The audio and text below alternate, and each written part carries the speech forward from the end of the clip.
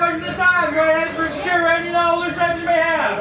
Glasses, hats, and cell phones can and will get lost on this ride.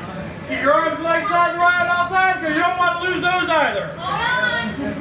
For you littler ones, when you're going down the hill, make sure you keep your head back. Do not put your head down by the lap bar. It will pop up, it will hit you in the nose, and it does hurt a lot. So don't do that.